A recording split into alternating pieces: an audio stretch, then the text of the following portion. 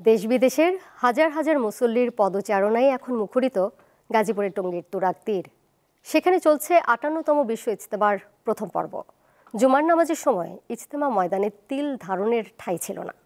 তাবলিগ জামাতের দুই পক্ষের বিভক্তি সত্ত্বেও জমজমাট বিশ্ব মুসলমানদের অন্যতম বড় এই জমায়েত। ইজতেমায় এখন পর্যন্ত ২ মুসল্লির মৃত্যু হয়েছে। পূর্ব ঘোষিত সময়ের ১২ ঘন্টা আগে গতকাল বাদ মাগরিব ভারতের মাওলানা ইব্রাহিম দেলোয়ারের আম্বয়ানের মাধ্যমে শুরু হয় প্রথম পর্বের প্রথম ধাপের বিশ্ব ইজতেমা। শুক্রবার বাদ ফজর বয়ান করেন পাকিস্তানের মাওলানা জিয়াউল হক।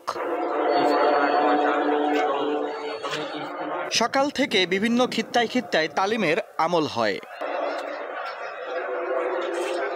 ইজতেমা ময়দানে জুমার নামাজে অংশ নিতে জড়ো হন অসংখ্য মুসল্লি।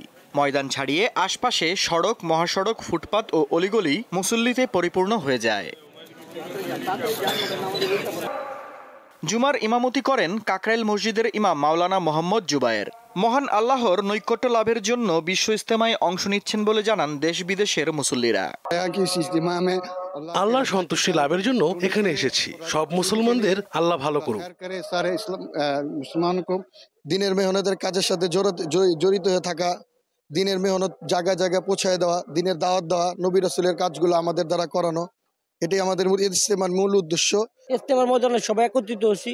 এখান থেকে আমরা জামাতবন্দি হব। জামাতবন্দি হয় এক একজন এক এক ডিস্ট্রিক্টে যা আমরা আল্লাহর দাওয়াত পৌঁছাবো, এটাই আমাদের মূল উদ্দেশ্য। তিনও দিন শুরাই নিজামের যে ইজতেমা, আমরা এটা সফল করার চেষ্টা করি। সবাই মিলে ধর্মপ্রাণ মুসল্লিরা আসি, একসাথে বয়ান শুনি, এটাই নিজেদের দিনের ইসলাহের জন্য।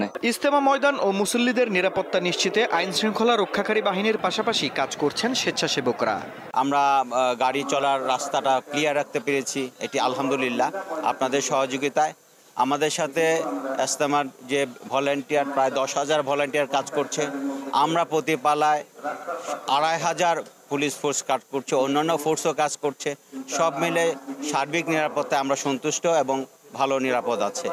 ৩ থেকে ৫ ফেব্রুয়ারি হবে ইজতেমার প্রথম পর্বের দ্বিতীয় ধাপ। ১৪ ফেব্রুয়ারি শুরু হবে তৃতীয় ধাপের বিশ্ব ইজতেমা। এতে অংশ নেবেন দিল্লির মাওলানা সাদ কান্ধলভির অনুসারীরা।